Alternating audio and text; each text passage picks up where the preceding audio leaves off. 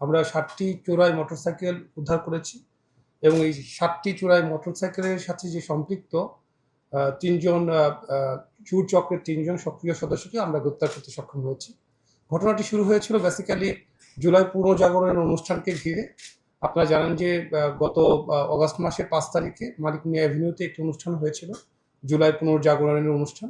সেখানে পুলিশ বক্সের ঠিক কাছেই একটি মোটরসাইকেল চুরি হয়ে যায় জনৈক ফাহাদ সাহেবের। তিনি শেরেবাংলা নগর থানায় একটি মামলা দায়ের করেন। এই মামলাটি আমাদের ডিবির কাছে আসার পরে ডিবি তেজগাঁও বিভাগের একটি টিম এটিকে নিয়ে কাজ করা শুরু করে। আমরা সিসি ফুটেজ থেকে শুরু করে বিভিন্নভাবে আমরা এটাকে ট্রেস করার চেষ্টা করি, কিন্তু বেসিক্যালি হচ্ছে যে যে ব্যক্তি এর সাথে জড়িত, সরাসরি জড়িত, বা যে ব্যক্তিটি খুব স্বল্প সময়ে আমরা যখন সিসি ফুটেজটি দেখেছি যে খুবই স্বল্প সময়ে সে মোটরসাইকেলের কাছে যাচ্ছে, এদিকে ওদিকে তাকাচ্ছে, তারপরে হচ্ছে তার কাছে কিছু মাস্টার কি আছে, সে অভিনব পন্থায় সে হচ্ছে মুহূর্তের মধ্যে সেটাকে স্টার্ট দিয়ে তার মনে হচ্ছে যে সে নিজের মোটরসাইকেলটি নিজে নিয়ে চলে যান। তো আমরা কয়েকদিন ধরে এটাকে নিয়ে কাজ করা শুরু করি। প্রথমে আমরা বিভিন্নভাবে গুগল অ্যাডভান্সের থেকে শুরু করে এই ছবির সাথে মিলে কিনা, কোথাও আছে কিনা, আমাদের যে সকল তথ্য প্রযুক্তি যে সকল কাজ আছে এই লোকটাকে চেনার চেষ্টা করি।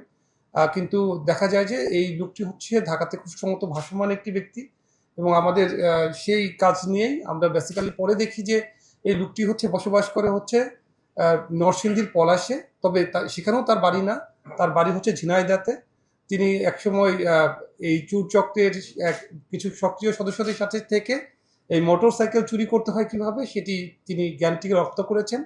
তারপর হচ্ছে মাঝখানে 5 বছরের মতো তিনি এই কাজ থেকে তিনি নিজেকে বিরত রেখে অন্যান্য কাজ করেছেন, কখনো গার্মেন্টস শ্রমিক, কখনো নানাবিধ কাজ করেছেন। কিন্তু বিগত 5-6 মাস ধরে তিনি আবার নতুন করে তার পেশায় ফিরে গিয়েছেন, এবং তার কাছে মনে হয়েছে ঢাকার ভিতরে যদি সে কাজ করে তাহলে ঢাকার ভিতরে থেকে সিসি ফুটেজ বা বিভিন্ন মাধ্যমে তাদেরকে শনাক্ত করা খুবই সহজ হয়ে যায়। তার জন্য তিনি যেটা করেছেন, তিনি হচ্ছেন বাসা নিয়েছেন হচ্ছে পলাশের একটি জায়গাতে। সেখান থেকে তিনি গাড়িতে করে চলে আসেন সকালবেলা, এসে ঢাকা শহরে বিভিন্ন স্পটে তিনি ঘোরাঘুরি করেন।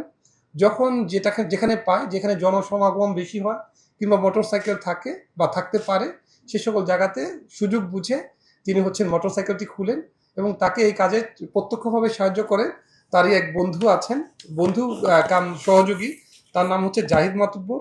তিনি আবার ঢাকাতে থাকেন, তিনি হচ্ছেন তাকে স্পটগুলো বলে দেন যে আজকে ওই জায়গাটায় আসেন, কালকে ওই জায়গাটায় আসেন, ইত্যাদি ইত্যাদি।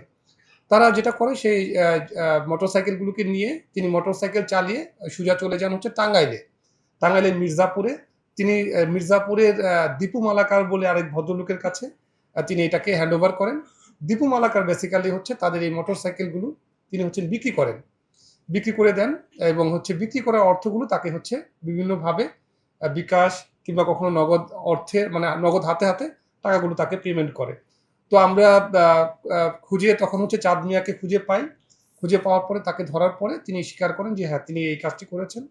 তিনি তারপরে হচ্ছে আমাদেরকে নিয়ে মোহাম্মদপুর থেকে তার যে সহযোগী আছেন জাহিদ মাতুব্বর, তাকে আমরা গ্রেপ্তার করি, এবং জাহিদ মাতুব্বরকে গ্রেপ্তার করার পরে আমরা দীপু মালাকারের কাছে যাই, এবং দীপু মালাকারকে তার দেখানো মতে তার হেফাজত থেকে এবং তিনি যে দু এক জায়গায় যেখানে নাকি তিনি এগুলোকে দিয়েছেন, সেল করেছেন, তাদের কাছ থেকে আমরা 7টি মোটরসাইকেল একদমই নতুন আমার কাছে মনে হচ্ছে, এবং তারা যখন চিহ্নিত করে ভালো মোটরসাইকেলগুলো তারা নেওয়ার চেষ্টা করে, কারণ হচ্ছে এগুলো আবার বাজারে বিক্রি করা সহজ। তবে বাজারে যখন তারা বিক্রি করে এর দাম কিন্তু অনেক কম। তারা জিজ্ঞেস করলো, আমরা যখন দীপুকে জিজ্ঞেস করেছিলাম তখন সে বলেছেন যে 2 লক্ষ টাকার মোটরসাইকেল তারা হচ্ছে 50,000 বা 60,000 টাকাতেও বিক্রি করে দেন। তো এটা একটা হয়তোবা এর জন্য হয়তো অনেক ক্রেতারা এই উৎসাহিত হয়ে থাকে। তো আমরা এই কাজটি করেছি। তবে আমরা এই চোর চক্রকে ধরে আমরা হচ্ছে আরও কাজ করছি, কারণ আমার কাছে মনে হয়েছে যে ঢাকা শহরে হয়তোবা একাধিক চোর চক্র, বিশেষ করে মোটরসাইকেল চোর চক্র সক্রিয় আছে। আমরা প্রত্যেকটাকে এই চক্রটিকে যদি আমরা রিমান্ডে আরও ভালো করে জিজ্ঞাসাবাদ করতে পারি তাহলে হয়তোবা আরও অন্যান্য যে সকল চোর চক্র আছে তাদেরকে আমরা গ্রেপ্তার করতে সক্ষম হব। আপনাদের সকলকে ধন্যবাদ।